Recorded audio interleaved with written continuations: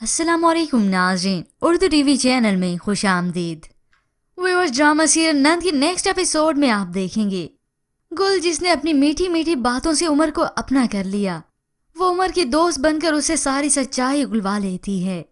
अब उसे इस घर के सारे मामलात के बारे में इल्म हो चुका है।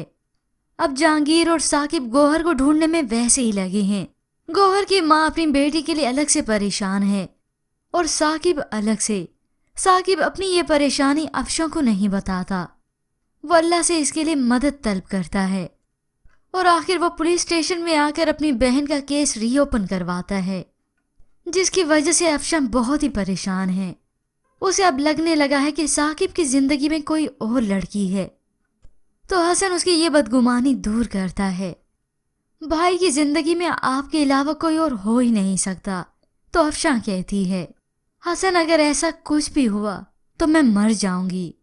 मगर इस सब के बाद भी अफशा की ये परेशानी खत्म नहीं होती, क्योंकि साकिब को अंदर ही अंदर से गौहर की परेशानी खाई चली जा रही है और अफशा उसके मूड को लेकर परेशान होती है। एक दिन जहांगीर ने गौहर को देख ही लिया, जो पागलों की तरह दीवानावार झूम रही है।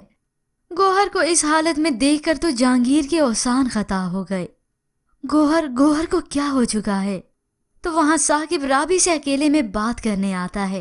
राबी ने उसे बताया भी कि जहांगीर इस वक्त घर पे नहीं है, मगर साकिब तो सिर्फ राबी से ही बात करने आया है। उधर दूसरी गौहर, जो कि अब गुल है, वो अफशा को परेशान करती है। मर्द साहिल की रेत की तरह होते हैं, इन्हें जितनी मजबूती से मुट्ठी में बंद करना चाहो, ये रेत की तरह फिसल जाते हैं। साकिब भाई और राबी एक दूसरे के सामने खड़े हो रही हैं। ये सुनकर अफशा बहुत ही दुखी हुई। फिर जब जहांगीर उमर को यहाँ से लेकर राबी की तरफ आया, तो वहां साकिब पहले से ही मौजूद था। खैर व्यूअर्स, इस ड्रामे की स्टोरी को तो बढ़ा ही दिया गया है। अब हो सकता है जहांगीर ने गौहर को देखने के बाद या तो उसे अस्पताल एडमिट करवाया है या फिर पागल खाने। मगर व्यूअर्स, इसके मुतालिक आप क्या राय रखते हैं? हमें अपनी कीमती राय जरूर दीजिएगा। मज़ीद ड्रामास प्रोमो के लिए आप देखते रहिए उर्दू टीवी।